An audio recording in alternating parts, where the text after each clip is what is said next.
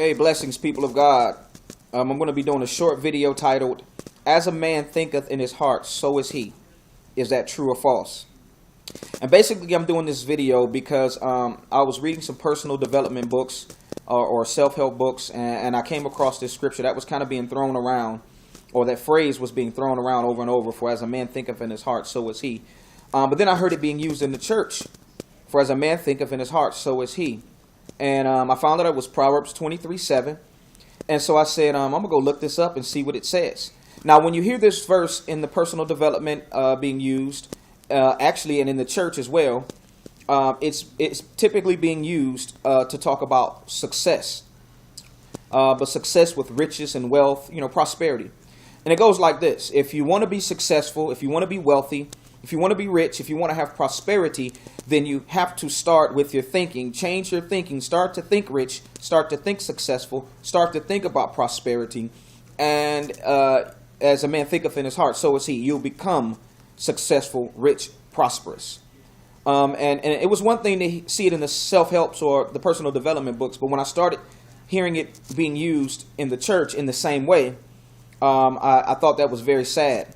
We're supposed to be people of truth, and we should be seeking out truth, looking at context and making sure context is there, making sure the word is being lined up and everything is in order and being taught correctly as much as we can.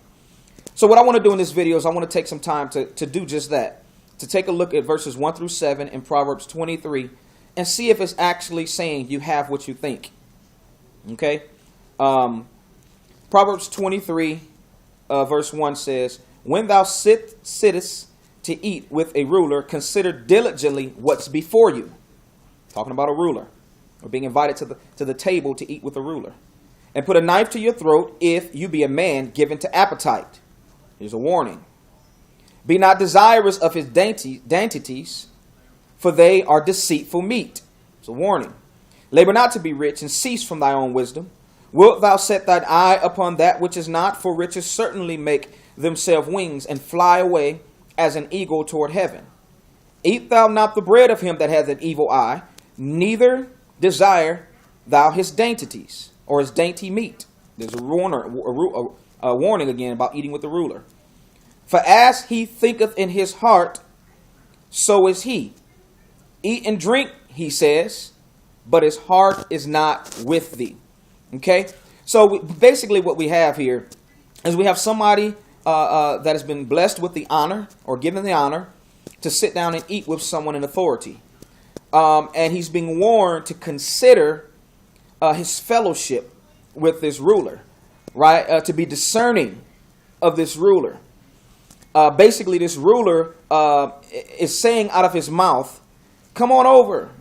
Let's have fellowship. Let's eat and drink and be merry with one another. Right? Let's have a joyous time of fellowship. But really, he has plots and plans to do harm to this person. So he's being advised to have a watchful eye about what's taking place. And verse 7 says, for as he thinks in his heart, so is he. He tells you to eat and drink. Make yourself at home. You're my boy. I love you. I like you. But his heart is saying, don't touch my stuff. I really don't want you over here.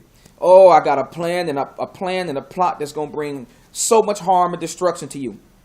And so the Bible is saying it's not about what he's saying. This scripture is saying it's not about what he's saying and about what he's doing, but it's about what he's thinking in his heart.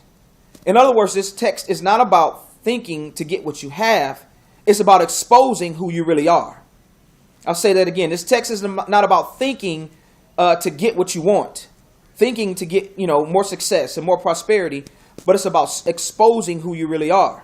So if anything should be taught from this passage, it's discerning our relationships and how we fellowship with people, being watchful and discerning.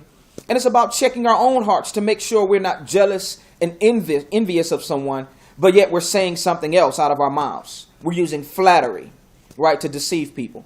So is it true from this text that you can have what you think? If you want to be rich, you want to be wealthy, you want to be prosperous, you want to be successful, all you got to do is change your thinking, for as a man thinketh in his heart, so is he. Is that true from this text? Not at all. Right? And so we shouldn't be using this passage anymore to try to validate that teaching. Church, I encourage you to study. When you hear passages being thrown around, take notes and go look up the context and study for yourself and make sure it's true. We're supposed to be people of truth. We should hunger and thirst after truth, to want to know the truth and want to speak the truth and teach the truth. I encourage you, again, to make sure you study and you seek out the truth. As a man thinketh in his heart, so is he. It's not about you thinking to get what you want, but it's about exposing and changing who you really are. Have a blessed day. I hope this has helped someone. I encourage you to share it, and I encourage you to post your comments. Let me know what you think. God bless you.